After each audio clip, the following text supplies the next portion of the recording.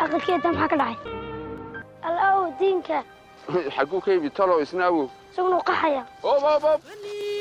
habeenkii xalay waxaa lagu qabtay dayaafad ballaaran magaalada Nairobi oo lagu daawanayay filim oo ka qayb galay Ilaahay jannadii Firdawsaha ka waraabiye wariyihii caanka Axmed Xasan Cawke oo xalay oo kale sanadkii 2015 ku geeriyooday magaalada Jigjiga waxaa filimkaasi looga hadlayay hadimooyinka colaadaha iyo dagaalada sokeeye iyadoo Cawkana uu ku matalayay oo ay dhaqameen nabadda isagu markaasi u heelinaya halka Cabdisalaam Harari uu ka mid ahaa dadka dagaalka u haliilayay oo sida uu ku matalayay markaasi qoraysitay ugu horeyntii waxaan weydiiyey Harari bal doorka uu ku lahaa filimkaasi iyo waxa uu ka yaqaanay Cawke waxa uu yiri marka hore waxaan leeyahay Ilaahay naxariista jannaha ka waraabiyo sanad baa ka soo wareegay markii uu god galay Allah u naxariistee walaalkay Axmed Xasan Cawke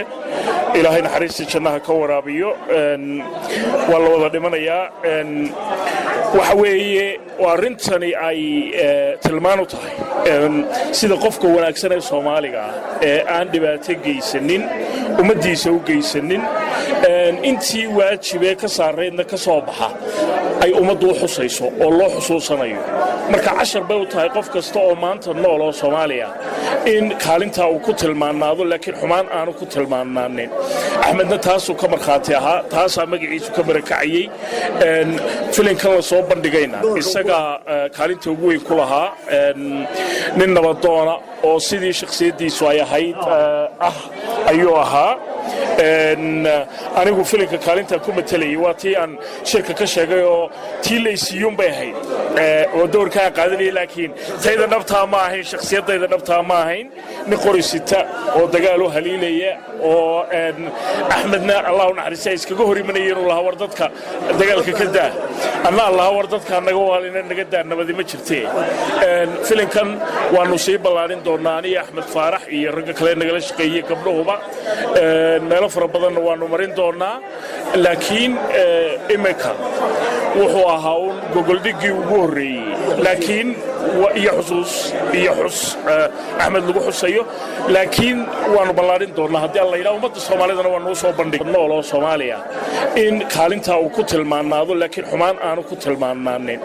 Axmedna taasoo ka marxaati ahaa taasa magaciisu ka barakacayay doonaa dajiraha dowladda Soomaalida u fadhiya dalka Kenya ambassador Jamal Maxamed Xasan ayaa isaguna tilmaamay doorka in sheekadaada lagaga sheekeeya ay ka wanaagsan tahay inaad adigu ka hadasho sida filimku uu ka hadlayay hadalkiisa nuxurkiisuna wuxuu ahaa haddayna inagii sheekadeena sheegin managu iska waramin walana ka waramaya macnaheedu waxa weeye si qalad ayaa wax leenu ka sheegaya marka inay energy geliyaan waqti geliyaan shakhsiyaad Soomaali oo la yaqaan magac Soomaali ku leh oo la garanayo Axmed Xasan Cawke kala naxariiste ay filim ka sameeyaan wadanka tagaan soo arkaan xaalado kala duwan sida filimka daawan cabsan qaybka ay dadka la wadaagaan runtii waxa aad loogu farxo waxaan u maleynayaa inaan kulligan wada ognahay in haddii ayna inagu dhaqankeena iyo taariikhdeena iyo dadkeena aqoonta iyo dadkeena caanka ayna horumarin in cid allaale cid noo shaqeynaysa jino horumarinaysa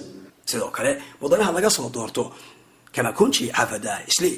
oo isagu horay u ahaa wariye caana oo BBC iyo Voice of Kenya iyo meelo badan ka soo shaqeeyay Yusuf Xasan ayaa isna ka hadlay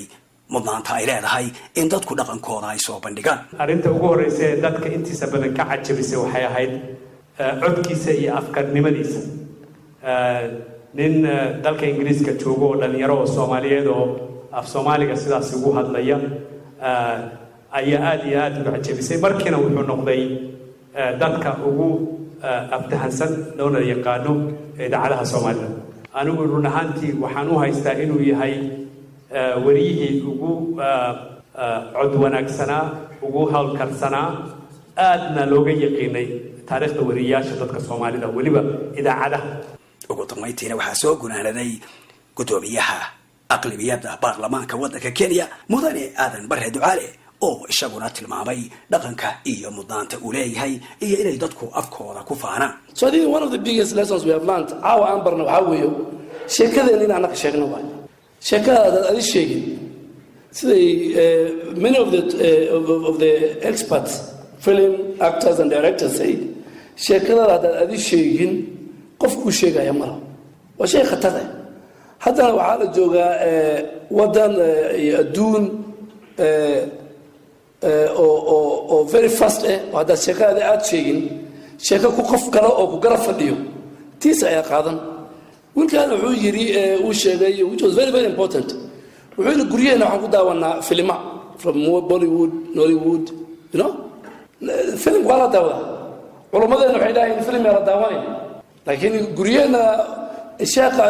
xaaskiisa daawan carruurtiisa daawan marka inaan annaka aan garab idiin noqono diyaaraan idiin nahay